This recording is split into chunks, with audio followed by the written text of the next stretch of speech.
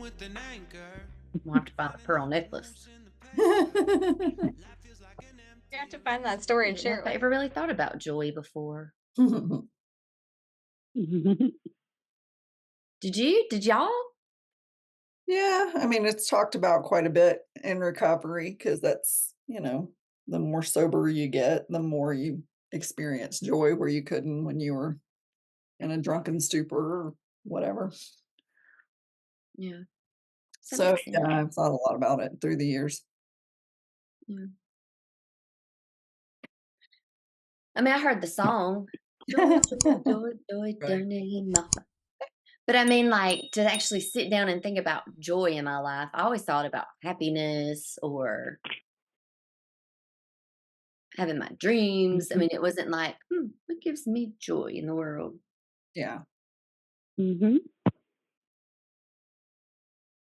think it's right now. It's probably needs to be more intentional.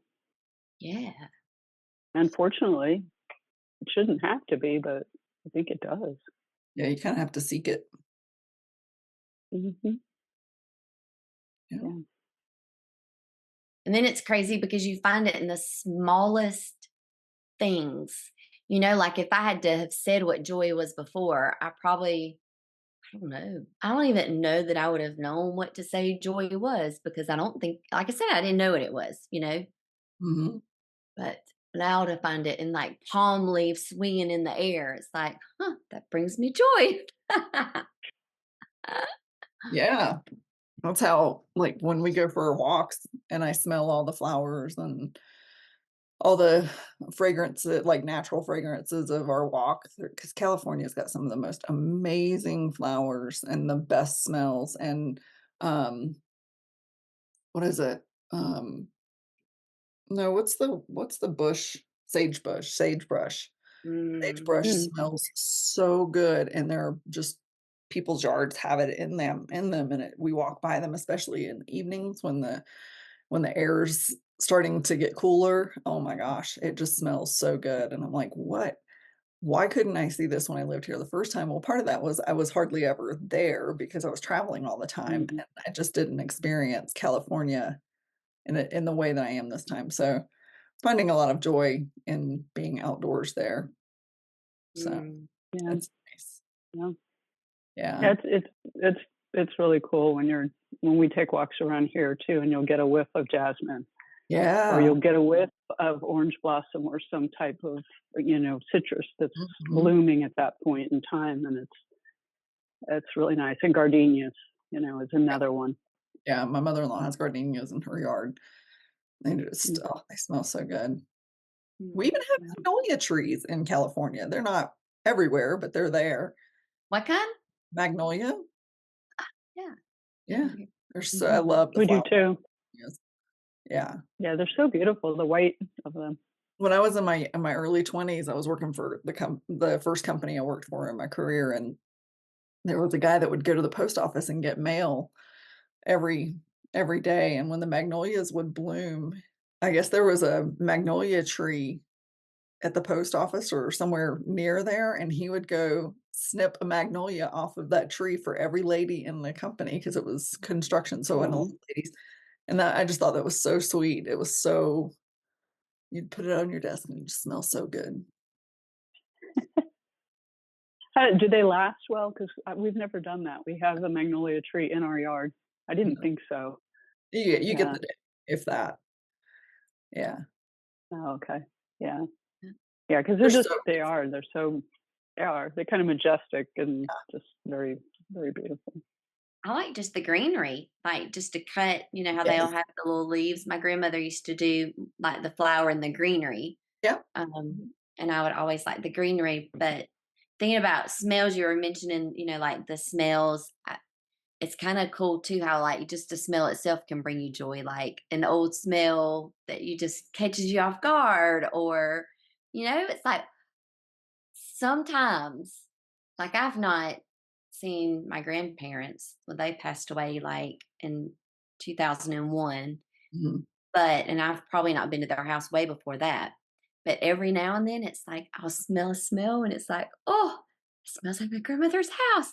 And it will make me feel so good. So anyway, talking about walking by and smelling something made me think about that.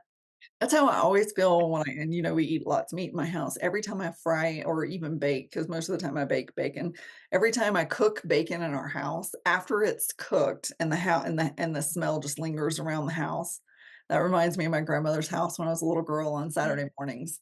And Uh, it's the same thing. It's like, oh, those days, Hmm. the good old days. yeah. Yeah. Yeah. Yeah. Yeah, for me too. It's like, and I know Julie, it's probably for you as well. That smell of the salt water and the beach, and I mean that just, I mean for me, having grown up with that, like from 2 weeks on, it's just that just brings back a lot of different memories, and even, and then I mean we could go into the sounds also because probably for you the bacon cooking and. I hear a outboard engine start, and I'm just like, oh, that brings back like all kinds of memories for me. It's Right? like, I Hmm. know, I know, and I mean, it's all of the senses, really. It is. You know, it is. So yeah, it's like I've whenever I also wear red. Yeah, whenever I wear red or see red, it reminds me of my mom. It's her favorite color. So it's like to me, it's like a way of honoring her as well. yeah. So or just thinking about her. Mhm. I love Mm. that. Well, sometimes I can let things steal my joy, you know? It's like a negative thing will, I'll do something and I'll have a good thought and then something will trigger it and it'll be like, And so, and it could be something, I'm just gonna make something up. So I'm just gonna totally make it up, but I think it will help. But it could be something like, oh, well, I had a great experience with so and so, so and so, and then something may come back and go, yeah, well, they were a liar, or they lied a lot, or whatever. And so what I've started doing is saying, oh yeah, I really enjoyed that. Oh, they lied a lot. Oh, but they could do that and it didn't hurt me. And then I'll go back to my moment. So it's almost like I just give that away and take in, what I can. And that has made the biggest difference for me because it's like my mind wants to go to what I can't do anything about, what there's no need discussing. And I will go down this make believe like story fabricated rabbit tail that becomes this soap opera before long in my own brain. And so this has been my way to redirect it and I'm loving it. But it's almost like, oh well, they blah blah blah. Oh well, they can do that. It doesn't matter. Right. Yeah, I Yeah. totally get it. I've done, I think a lot of people hold on to childhood trauma the same way. Like it took Mhm. my mom's illness and then her death for me to no longer think about the painful stuff from my childhood and just think about because it's the same thing. You can't change it. You can't do anything about it. It's all part of the past. And if it still resonates and has, free rent in your or rent-free space in your brain, then it's taking your joy away from you and it's not worth it. I mean, what are you gonna do? What are you gonna do? So, Yeah. Yeah. That's hard. It's real hard with traumas like that. And mm, from the training that I got too, it can affect your health big time. Those traumas that are just sitting over you. And I know that, when I work with people, we're doing timelines and you can see here's a trauma and now here's an illness. And it's really, really interesting, mhm, how a trauma will manifest in somebody, yeah, as an illness. So, yep, Yeah. yeah. It doesn't And, stop. and that, no, and it's not intentional. I mean, especially when you're a child, you know, you don't realize that, but it can create all kinds of things. And when you look backwards, you can sometimes see that. yeah, When it starts with those patterns, you don't even realize that form from the moment you're conceived all the way until who you are. And it's so, I mean, we pick up on patterns and it's almost like you stack them and stack them and stack them until I think of it like somebody was talking to me about overwhelm the other day and I could take in everything they said. But then it almost, in my mind, I'm like, yeah, I get it for you. But for me, it feels like all that you're saying with just loads of sand being dumped down on me, you know? And so it's almost like you have to discover what all of, those patterns are. So you can, it's like visualizing, taking scoops of sand and dumping it out of our way. Like, that's not mine, and get rid of it. Um, is like you're saying, Sherry, it just bears you under if you let it. And I think that's where you got to uncover those joyful moments. And when you find one, it's like an addiction. And so you're like, oh, I want more joy. Oh, we're going to find more joy. And then you're like, oh, it makes me so Yeah. happy. Mhm. Hmm. I love the visual though of getting rid of the fans. Yeah. I think that's, here, God, hold the sand. I Yeah. don't need this. Take that Yeah. back. And one of the things that you said too, Julie, that kind of resonated is, I know there are a lot of empathetic people in the world, but taking on other people's pain can really steal your joy too. And so it's got to be, like if someone's in a bad mood, it can change the whole mood of the room, or, you know, Mhm. someone else in the room can just continue to be joyful and not let that person affect their mood, and you can watch the room balance. It can be a pretty solid emotion. Yeah, and how many times do we pick Absolutely. up on emotions that we make up what those emotions are on our own when they're really not even real? Like, I was thinking about my husband, or and even us. Like, I mean, Mhm. we're human, and so we all do this. But I was thinking just yesterday, I was like, I wonder how many times, like, I think I know what he's thinking, and then he'll say, Julie, that's not what I was thinking at all. You're way wrong. But Yeah. let me tell you, I was already mad at him and prepared for, all the things. And he's like, Yeah. "That's not even what I was thinking." It's like those memes that are out now where the husband and wife are laying in bed, and she's rolled one way, thinking he's thinking about another woman, and he's rolled the other way thinking about, I don't know, how fast an engine runs or something, just completely dude related, and Tyler will see those and he'll say, "This is so true. This is so true." Like, they think about the most Yeah. random things, and we're always trying to figure out what they're thinking about, and it's completely wrong. Yeah. Men brains work very differently. And their joy is so different. Yes. That's Yes. true. But they were wired Yeah. that way. Mhm. I mean, Proof of men obviously, and if women all being very men, different. Yes. I mean, you can't look at it and say, "Well, my husband will." Okay, there is a far extreme, but let's look at all, or the majority. Yeah. Yeah. Hmm. Don't let that steal your joy. Yeah. Right? Uh, Yeah. Mhm. Yeah. Going back to the empath, because there are a lot of people that are empaths, Mhm. and they do. It's like a sponge, and they suck in everybody's feelings. And I don't know, Julie, if you got into this also when we were doing the health coaching about having to kind of, and I liken it to putting up a shield, God's armor, right? yeah. Of putting that on armor and letting those feelings bounce off so that you're not taking them in and taking them to heart, because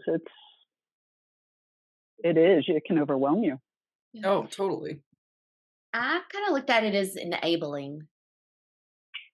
If I take on their problems, and this is the way I had to see it, was for myself, because through Zach's accident and through losing Zach, it was the first time that I realized there's not one person that can help me. And prior to that, unconsciously in my mind, and it wasn't that someone should help me, it's why is nobody helping me, you know? And it could be under any circumstance. There was always this, well, why can my dad not help me? Well, why? Well, why? Because in my mind, I couldn't process. Well, through the accident, I was able to see no one can truly help. They can help me do anything. You can help me physically move something. You can help me, like tangibly, and you may can help me in my brain, but ultimately I have to make that choice. ultimately I have to do the work to find soul satisfying satisfaction. And I think it's the same with your joy. You have to do the work. People can show you joy all day long. You're not going to see it the same. And so for me, Sherry, I think that's what it was learning that no matter how much I poured in, they did not have to take it. And no matter how much I poured in, it's energy wasted if they don't ask for it and if they don't desire it. And it's sucking for me and from them too, really, because they can't take it and I'm causing more harm than good. And so that's what opened my eyes a little bit. I still try, I'm not going to say it's like the perfect world because you still see. And I think too, the other part to it that has been revealing is I see when other people don't have joy and it's like I want them to have it. And so it's like I want to give and I Mm, want to do.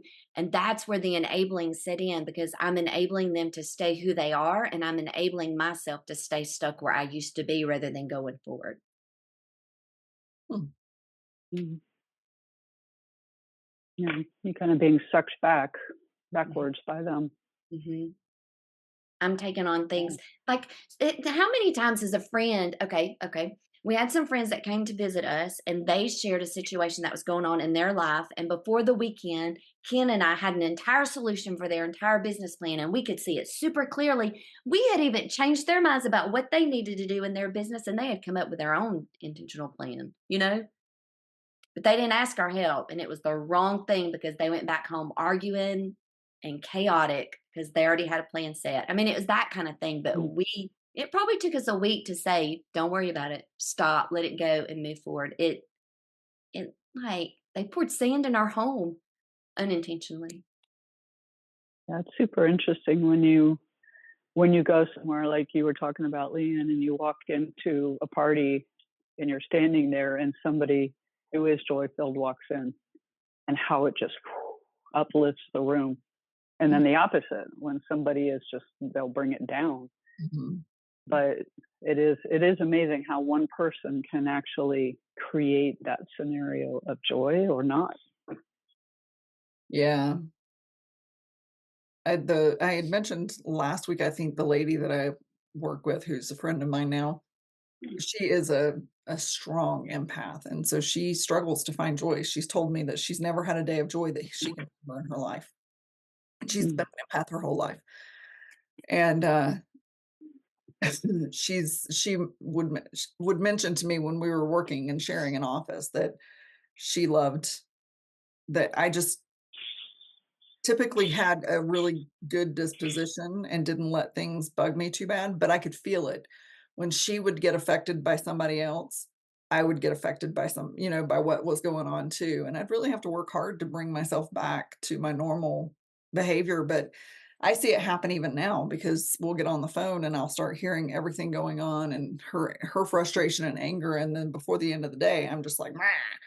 So I'm grateful because I have Tyler bringing me back to some sanity. If I were by myself, I'd probably be pretty miserable, but maybe not. I don't know.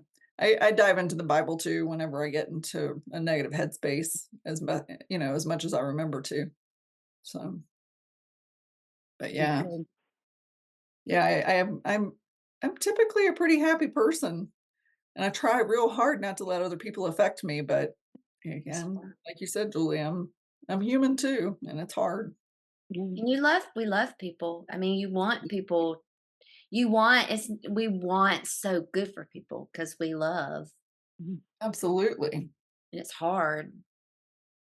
Mhm. Mm, It's really hard too. Like, okay, so Sherry, I could think for you, like, what things that you do in your life that brings you joy that you've never known before. And I mean, there's probably 5 pages or more of lists that you could create for us and like the things that you've experienced.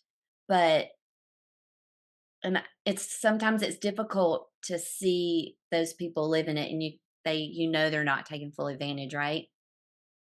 mhm. Yeah, yeah. That they don't well seek it out. Like we talked about, because I think they do. I think people do have to seek out joy. Some things may come to you, like a person walking into the room, but sometimes we have to look for it also. And it, like you said, Julie, it can be the smallest things, like the palm fronds, blowing in the wind, that you see that. And that also reminds me of, and we've talked about a lot of different things that were created by God, right? Those palm fronds, the scents that we smell when we're walking, different sounds, a lot of those things, the water crashing on the beach. I mean, it's just, there's a lot of different things sense wise that when we step back and we look, it's probably been created by God that brings the most joy. Yeah. I think we're so digitally connected right now too, and the news and the social media and all of it is so negative that I find joy when I disconnect. When I go to my kitchen, so my favorite thing in the world to do is bake, right? When I go into my kitchen and I start playing around with my pots and pans and baking, I am in my happy space, but I'm also disconnected. I don't put anything on, I don't listen to anything political. I don't listen to, I'll play something like Downton Abbey or just some music or whatever, but I will disconnect completely. And there are plenty of days where I'll do that all day long. And a whole day without social media or news can make a huge difference in the rest of my week. So I think that for me, that's a really important piece for finding long-term joy, is just disconnecting from that constant stream of information. Yeah, It's overwhelming. it is. Yeah, having those things turned off on your phone too, because they're right there. And if you keep having and this happened in the news, Yes.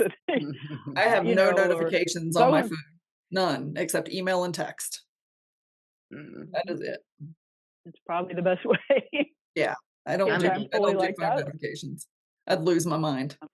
I'm addicted. I'm flat out 100% addicted, and I'm seeing it, and it drives me to insanity, and I'm still addicted, and it has been like, when you know your house is filthy and you don't have a filthy house, but you go to check Instagram and then you've been on social media and gone down 10 other rabbit holes and you've been there for 4 or 5 hours, and it's like, I cannot do this any longer. So Yeah. that's where I am, because that is still in my joy in so many ways, and it's not who I want to be. So feel ya. Yeah. I challenge you to remove one notification. I have no notifications. Oh, you just you do have it. no notification. Yeah, You my just go out there. notifications are off, my timers are set. And that's where it's like, when I started doing all these little things, they kept piling up. But I think that's so I think at some point you have to identify not how do I find joy, but what steals your joy?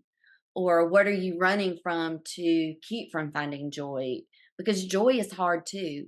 Joy is memories, joy is tears, joy is emotions.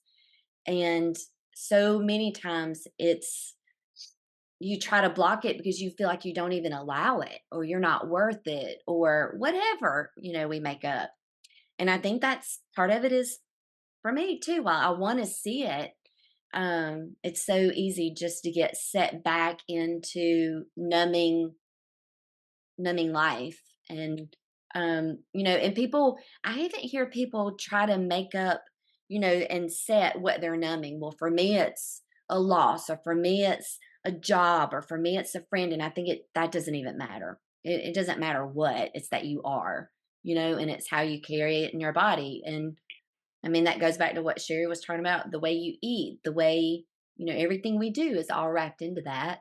So I think that's probably what I was doing, is trying to keep joy unconsciously. Even, it's like social media, Sherry, keeps you from the beach, from going outside, and it's right here. Right. And people are like, oh, well, you live there. You got to still choose. Yes, you Right, do. Leanne? Like, you No, still got you to do. choose. I'm less than a mile Right? from the beach, and we had to literally say, okay, we're going to go to the beach this morning on Saturday and walk. Because you just let life get in the way. Yeah, it's your choice. Yeah. And I will tell you what, And if you're close to the beach, and I know a lot of people who listen to this podcast are not close to a beach, but even if it's a lake, there is there are studies about the serenity and peace around water and the sounds that Mhm. water makes. Go on a hike Right. where there's a waterfall. Anything like that can just bring so much peace and calm over you. Oh, Yeah. Yeah, mm, I think even creating that scenario, like we are not close to the beach. We're a mile and or hour and a half away from the beach. So mhm. we really have to be intentional to go to the beach. But um, even making like a little waterfall situation, buying something that creates that water, I think Yeah, would be really helpful because like we did that with our pool. We took one of the jets and you can buy this thing and it pushes the water out through it and it has like little holes in it and it makes a fountain. mhm. And just the sound of that, to me that is peaceful, um, and relaxes me and it just, it does bring joy you know, in a way also because of that water, like you said, the calming effect of it. Yeah. Mm. Yeah. Good morning, Bree.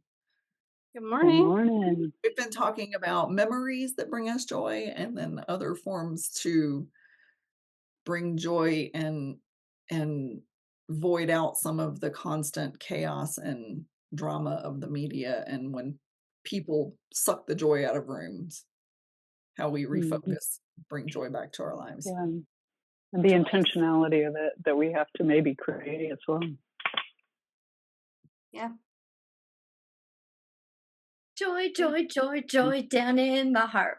I love it. I know. When I saw this, I was like, oh man, that's amazing. It's perfect for That's cute. Perfect.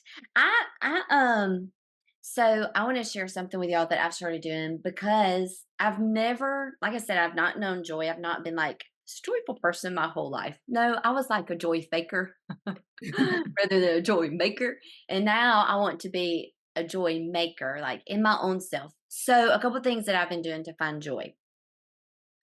So what do you do to find joy? I'll share a couple things. So one is like I discover when I open up my kitchen cabinets, it does not make me happy.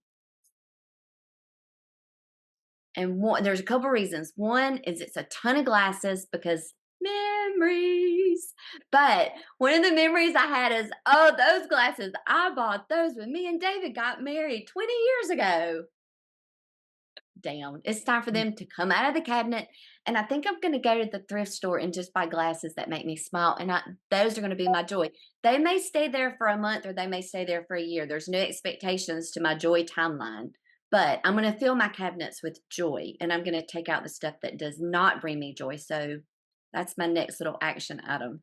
So I say all that to say you can find your own joy. It does not have to be so fancy. Like I'm an OCDer and it's got to be cut. And I'm like, does it bring me joy? It's fine if it's not like so. Mhm. Um, Like Bree's hat, it's got to bring her joy. So she's like, gonna wear it. That it that's so cute. is. fun. Yeah, I agree. When we moved into our tiny house, we got rid of a lot of things. And that was the thing, right? The joy of tidying up or whatever that book's called. Anyways, I was like, oh man, that's so true. I don't need to keep things from that remind me of not good times or not good people or whatever. So get those things out. Keep the Out. things that bring you joy. Yeah. I'm with you on that. Absolutely. I got rid of a lot when I'm we did still working on our, that. oh, sorry, when we did our deorganization challenge or organization challenge, whatever. Declutter. Declutter. But Lord, I still got a lot more.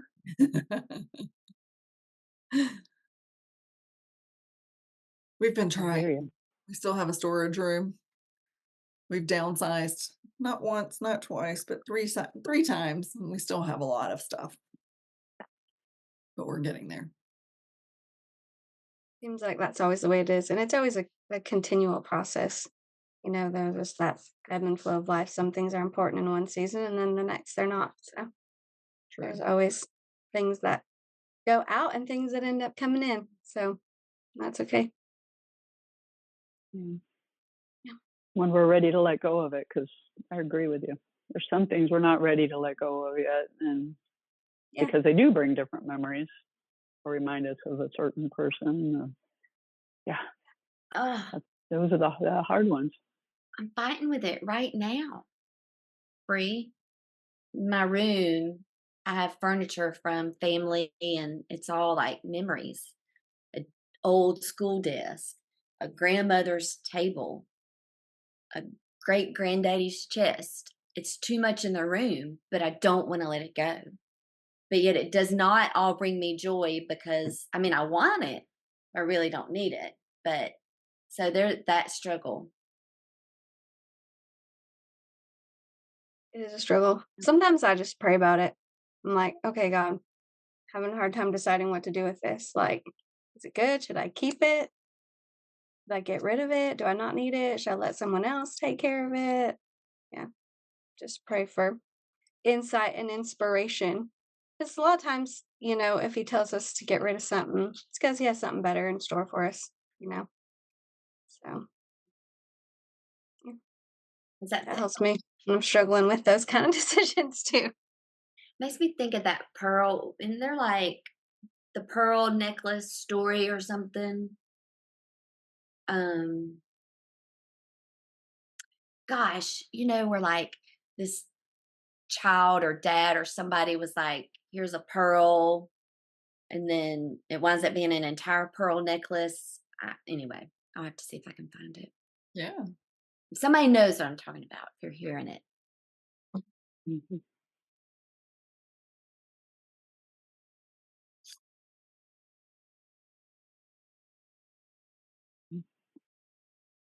Any more joy? We'll have to find the pearl necklace. You have to find that story and share it with us. I Because know. I don't know what story you're talking about. Mm-mm. Thanks so much for tuning in this week. We hope that you got some joy out of our joy, and we would love to hear what memories bring you joy from your past, and how do you create joy in your current day life with all the chaos in the world. All the ideas and suggestions are welcome. We encourage you to leave comments in the comment section below, and we look forward to seeing you next week. Please remember to like, subscribe, and share this podcast with all your friends and family, and we'll see you next time.